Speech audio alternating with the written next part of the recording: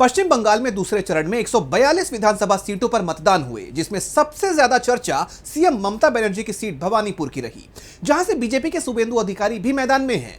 मतदान केंद्रों के बाहर सुबह 5 बजे से ही लंबी लंबी कतारें दिखाई दी।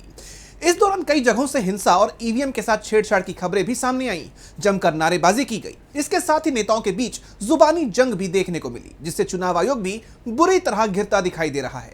तो बंगाल में क्या रहा मतदान के दौरान हाल, किसकी होगी अगली सरकार, जानेंगे इस रिपोर्ट में। पश्चिम बंगाल में दूसरे चरण में 142 सीटों पर मतदान की प्रक्रिया पूरी हो गई है, जिसमें सीएम ममता बनर्जी की भवानीपुर सीट समेत कई महत्वपूर्ण सीटें शामिल हैं। कुल 1448 उम्मीदवारों की किस्मत का फैसला ईवीएम में कैद हो गया है। इसी के साथ ये तय हो गया है कि पश्चिम बंगाल में अगली सरकार किसकी होगी। चुनाव आयोग की तरफ से जारी किए गए वोटिंग के आंकड़ों के मुताबिक पश्चिम बंगाल के दूसरे फेज में 93% वोटिंग हुई, यानी बंगाल में दूसरे फेज में भी बम्पर वोटिंग हुई है। बता दें कि सुबह 7 बजे से शाम 6 बजे तक वोटिंग हुई। हालांकि वोटिंग का टाइम खत्म होने के बाद भी कई मतदान केंद्रों के बाहर लोगों की लंबी लंबी लाइन दिखाई दी। ऐसे में वोटिंग के अंतिम आंकड़े बदल भी सकते हैं। मतदान के दौरान सीएम ममता बनर्जी ने भवानीपुर में अपनी जीत का भरोसा जताया।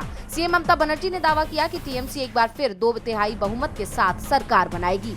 इसके साथ ही उन्होंने चुनाव आयोग की निष्पक्षता पर सवाल उठाए और सीआरपीएफ, बीएसएफ, सीआईएसएफ की भारी तैनाती पर आश्चर्य जताते हुए इसे बीजेपी के इशारे पर चुनाव प्रभावित करने की कोशिश बताते हुए कहा कि इतनी तैनाती कभी नहीं देखी। क्या ये निष्पक्ष चुनाव है? किसी बूथ पर बंगाल पुलिस नहीं है, सीआरपीएफ ने सब कब्जे में ले लिया है।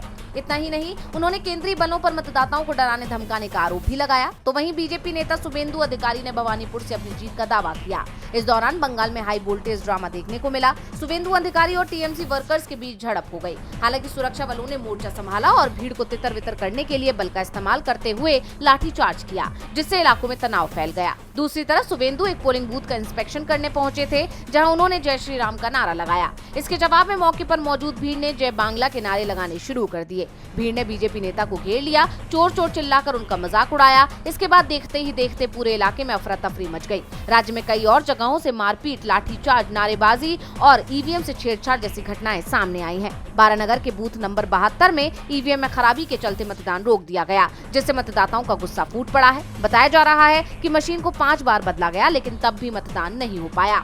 वहीं हावड़ा के लिलुआ में केंद्रीय बलों ने वोटरों पर लाठीचार्ज किया। कैनिंग में सीआरपीएफ पर पोलिंग एजेंट को पीटने और बूथ से बाहर घसीटने का आरोप है। ममता के आवास से 100 मीटर दूर शुभेंदु के खिलाफ गो बैक के नारे लगे। डायमंड हार्बर में लोगों ने नकली वोट डालने की कोशिश करते शख्स को पकड़ा। हुगली में टीएमसी और आईएसएफ कार्यकर्ताओं के बीच मारपीट हुई। राजारहाट गोपालपुर सीट के कई पोलिंग बूथ पर ईवीएम खराब हुई। हावड़ा में ईवीएम में गड़बड़ी के बाद हंगामा मच गया। बीजेपी उम्मीदवार प्रियंका टिवरेवाल और पोलिंग अधिकारियों के बीच बहस हुई।